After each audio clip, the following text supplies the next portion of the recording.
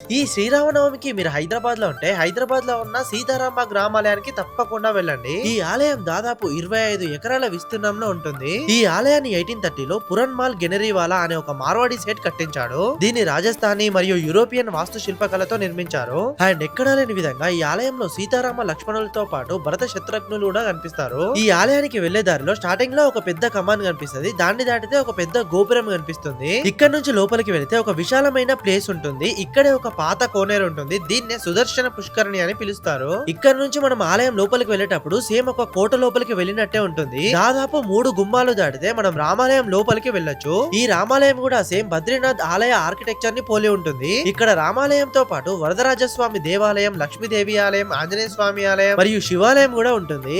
అయితే అప్పట్లోనే ఈ ఆలయంలో భక్తుల కోసం సత్రాలను మరియు ఆలయ అర్చకుల కోసం ప్రత్యేకమైన ఇల్లులను కూడా కట్టించారు. ఇంకా 1920లో ఇక్కడ వేదంత వర్ధిని అనే ఒక సంస్కృత పాఠశాల కూడా ఉండేదంట. ఇంకా ఇందులోనే ఒక వైకుంఠ మండపము, కళ్యాణ మండపము, ఇంకా ఒక గోశాల కూడా ఉంటుంది. నిజంగా ఇంత అద్భుతమైన రామాలయం నేనైతే ఇప్పటి వరకు చూడలేదు. సో మీరు హైదరాబాద్ లో ఉంటే తప్పకుండా ఈ ఆలయానికి వెళ్ళండి. అట్లనే ఈ వీడియోని మీ ఫ్రెండ్స్ అండ్ ఫ్యామిలీ అందరికి షేర్ చేయండి.